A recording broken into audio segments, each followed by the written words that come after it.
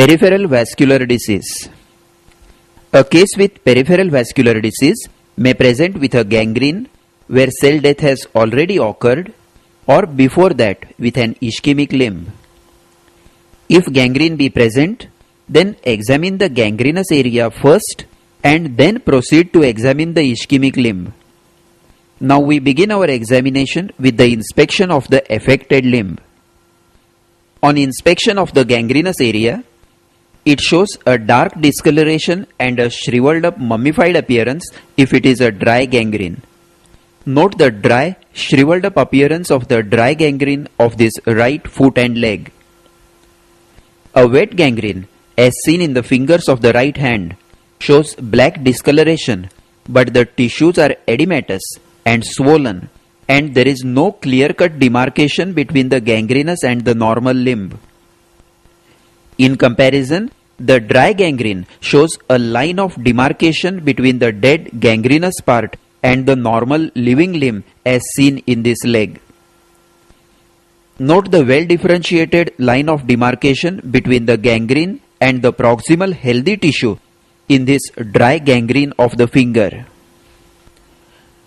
Just proximal to the line of demarcation is a small zone of hyperemia and hyperesthesia, followed by normal skin. This is another case of a dry gangrene of the index finger. It is in the process of separation. In due course of time, the dry gangrene will separate itself by the process of aseptic ulceration, and the ulcer will be covered up by skin. Now inspect the proximal limb for evidence of proximal spread of gangrene and infection, and for evidence of chronic ischemia. First, we look for proximal spread of the gangrene. Presence of redness and edema in the proximal skin suggests active infection as in a wet gangrene.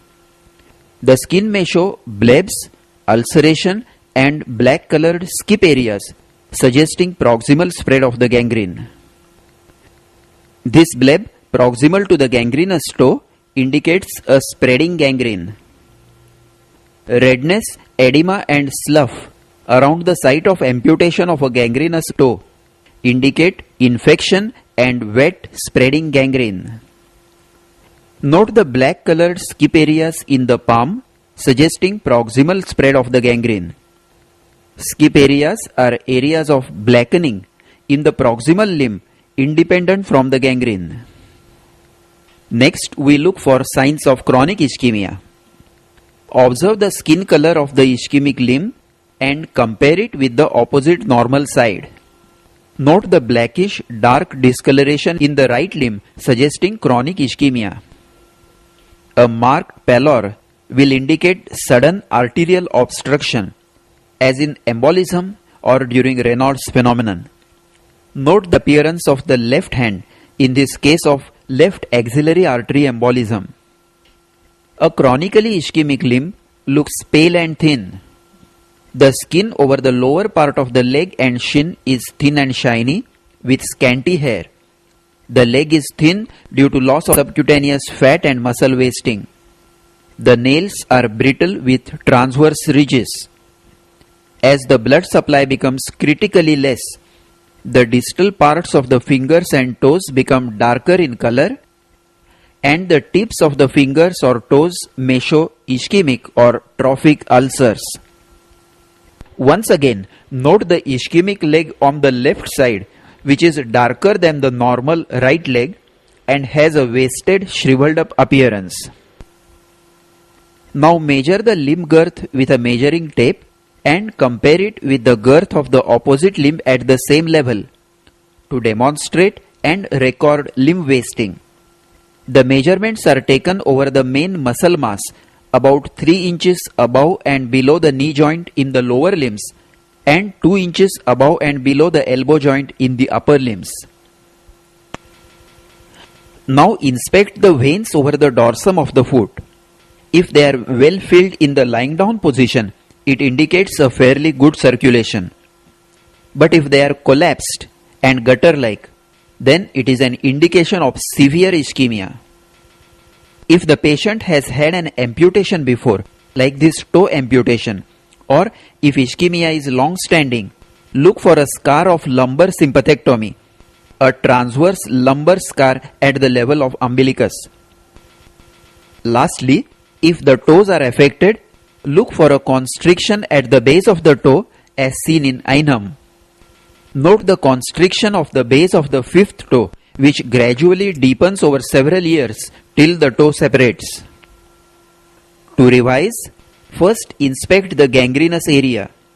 Note the extent of the gangrene, the line of demarcation, and the type of gangrene, whether dry or wet.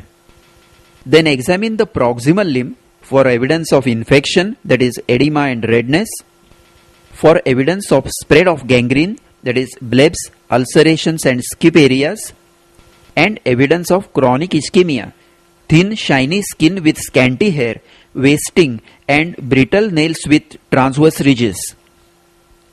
Now let us proceed to palpation. On palpation, first palpate the gangrenous area. In a dry gangrene, the skin is cold, non-tender, hard and greasy.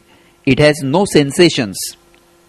In a wet gangrene, the skin is turgid, edematous with loss of sensations, but it may be tender if gangrene is not fully established. If the skin is edematous, palpate carefully all over the gangrenous and proximal area for crepitations to rule out an anaerobic infection like gas gangrene. Now palpate the ischemic proximal limb. First, test the temperature of the skin with the back of your fingers, proceeding proximally and comparing with the temperature of the opposite leg at the same level. Note the level up to which the limb is cold. In a severe peripheral vascular disease, it may be cold up to the mid-thigh. Skin temperature is a good indicator of the state of skin circulation and is important in deciding the level of amputation if required. Now palpate the gangrenous and proximal limb for tenderness. Next, palpate along the lines of major vessels for tenderness, that is along the popliteal and femoral arteries in the lower limbs and radial, brachial and axillary arteries in the upper limbs. Tenderness indicates recent thrombosis or embolism. Note the tenderness along the course of the axillary artery, in this case of axillary artery embolism. Now we will proceed to focal examination, that is examination of arteries, lymph nodes and the joints. First, palpate the arterial pulse at various levels in all the limbs. Then palpate the inguinal region for enlargement of lymph nodes. And then test the movements of different joints in the gangrenous area. Gangrenous portion of the limb will lose its movements, as seen in the right foot and ankle and left toes. Now we shall study in details the method of palpation of the pulsations of the arterial tree at various levels to note the state of arterial circulation. First, test the capillary circulation in the nails. Blanch the nail by pressing its tip, release the pressure and note the time taken by the nail bed to turn pink again. It gives a rough idea of the rate of blood flow in the capillaries. Then palpate the dorsalis pedis artery at the proximal end of the first metatarsal space, just lateral to the tendon of extensor hallucis longus, against the navicular and middle cuneiform bones. Palpate the posterior tibial artery midway between medial malleolus and tendoachilles against the calcaneum, keeping the foot dorsiflexed and inverted. If dorsalis pedis and posterior tibial are well felt and normal, it implies that the proximal pulses are bound to be normal. Next, palpate the popliteal artery in the popliteal fossa against the upper end of tibia or lower end of femur. With the patient in supine position, keep the knee flexed to 135 degrees. Keep your thumbs over the tibial tuberosity and insinuate the fingertips in the lower part of the popliteal fossa, palpating from the lateral to medial side till the neurovascular bundle is felt. Now palpate the artery against the upper end of tibia. If not felt in this position, turn the patient prone, flex the knee to 90 degrees and palpate the artery in the midline in the upper part of the popliteal fossa against the lower end of femur. If the popliteal pulse is still not felt, as it is a very difficult pulse to locate in obese patients, then perform the Fuchs test or crossed legs test. Fuchs test. Ask the patient to sit on the edge of the table and cross the affected leg so that the popliteal fossa rests on the opposite knee. Ask him to keep the leg fully relaxed. Divert his attention into talking something else and look for oscillatory movements of the hanging leg synchronous with the patient's pulse. Note the oscillations of the foot in this boy with gangrene due to electric burns who has a normal popliteal pulse. While in this patient of Buerger's disease, absence of oscillatory movements suggests that the popliteal artery pulsations are absent. The test is of great significance when femoral pulse is normal but dorsalis pedis and posterior tibial are not palpable, because presence of these oscillatory movements is a definite indication of a good popliteal pulse. For the femoral artery, with the patient lying supine, keep the leg slightly abducted and externally rotated to relax the deep fascia and palpate in the line of mid-inguinal point just below the inguinal ligament. Femoral artery is felt against the head of femur. Then palpate the abdominal aorta to the left of the midline in epigastric and umbilical areas against the spine. Now palpate the pulsations in the opposite limb and then pulsations in the upper limbs from periphery to the neck. Let us now learn to palpate the pulsations in the upper limbs at various levels. Start at the nails to test the capillary circulation by pressing the nail tip till it blanches and noting the time taken by the nail bed to turn pink again.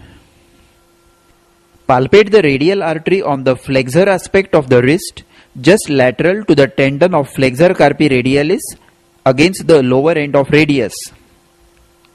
Then palpate the brachial artery in the lower half of the arm just medial to the biceps tendon against the shaft of the humerus and in front of the elbow medial to the biceps tendon. Palpate the axillary artery in the axilla against the head of humerus. Palpate the subclavian artery in the supraclavicular fossa in midclavicular line against the first rib. Then palpate the common carotid artery against the Cassign's tubercle on the transverse process of 6 cervical vertebra between the upper portion of the trachea and sternomastoid. Other palpable arteries, of course they are not of significance in a case of peripheral vascular disease, are superficial temporal artery and the facial artery.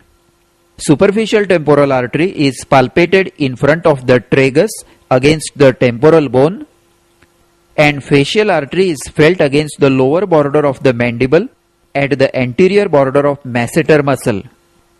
Ask the patient to clench his teeth, palpate the masseter and identify its anterior border. Now we proceed to auscultation. After palpation of the arteries, you will know the approximate level of block. Now auscultate along the entire course of the artery for a systolic bruit of stenosis, partial obstruction or aneurysm. Also, routinely auscultate over the major arteries, that is abdominal aorta, femorals, popliteals, axillary artery and carotids. Now we will come to some special tests for peripheral vascular disease. Tests for lower limbs. The Buerger's test. Ask the patient to lie supine and raise the leg, knees extended to about 90 degrees. If the limb shows marked pallor, then the test is positive. Note the pale white color of the right foot when it is raised. The pallor appears within a few seconds in a severe disease and may take 2 to 3 minutes in a mild disease. If the test is positive, lower the limb, let it resume the normal color, then raise it gradually to note the angle at which the pallor appears. This angle of the leg with the horizontal is termed as Berger's angle of circulatory insufficiency. Berger's angle less than 30 degrees is indicative of very severe ischemia. Note that in this patient, the pallor has appeared at an angle of 30 degrees. Now we will test the capillary filling time. With the patient supine, raise the legs till the affected leg becomes pale. Now ask the patient to sit on the edge of the examination table and hang the legs down. Note the time taken by the affected leg to resume its normal pink color. This is the capillary filling time, and in peripheral vascular disease it may be prolonged to 15 to 30 seconds. Now let the patient sit with the legs hanging for 2 to 3 minutes.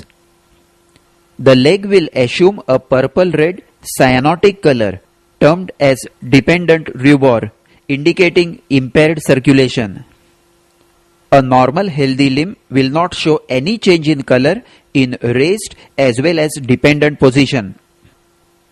Now we will come to some special tests for examination of chronic ischemia in the upper limbs. The Raynaud's phenomenon.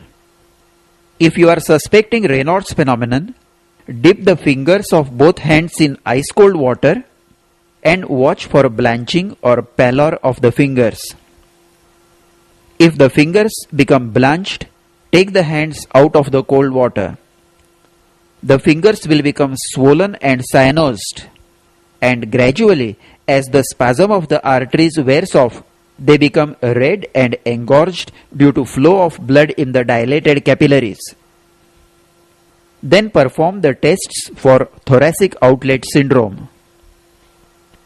Adson's test. With the patient sitting on a stool, feel the radial pulse of the affected hand.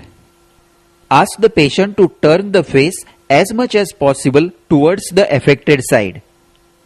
Ask him to take a deep breath. If the pulse becomes feeble or is obliterated, then the Adson's test is positive. The forced inspiration contracts the scalenus anterior, which is an accessory muscle of respiration, which elevates the first rib and compresses the subclavian artery at the thoracic outlet. The test is also performed by asking the patient to turn the neck to the opposite side and to take a deep breath, and secondly, by keeping the arm extended and pulling it downwards, noting whether the pulse diminishes. Elevated arms stress test. Ask the patient to abduct the shoulders to 90 degrees with maximum possible external rotation, keeping elbows flexed at 90 degrees, thus raising the arms above the head. Now ask the patient to brace the shoulders back and open and close the fists slowly for a period of 3 minutes. If the patient's symptoms of radiating pain, cramps, paresthesia or Raynaud's phenomenon appear, forcing him to stop, then the test is considered as positive for thoracic outlet obstruction. A normal individual will only feel some fatigue in the forearm muscles. Lastly, we will perform the Allen's test for the degree of patency of radial and ulnar arteries.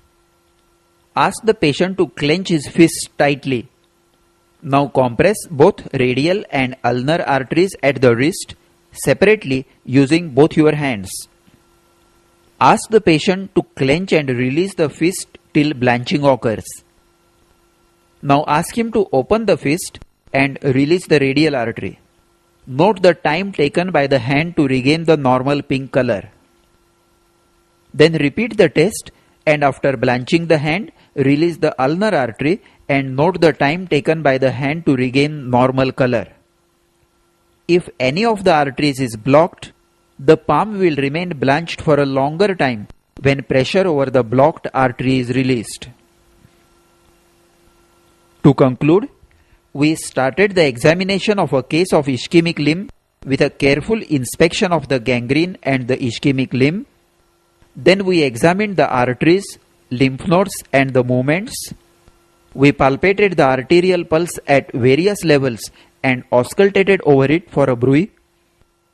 Lastly, we performed the special tests for peripheral vascular disease. In the lower limb, we performed the Berger's test and capillary filling time. In the upper limb, Raynaud's phenomenon, Addison's test, elevated arms stress test and Allen's test. This completes the study of examination of a case of peripheral vascular disease.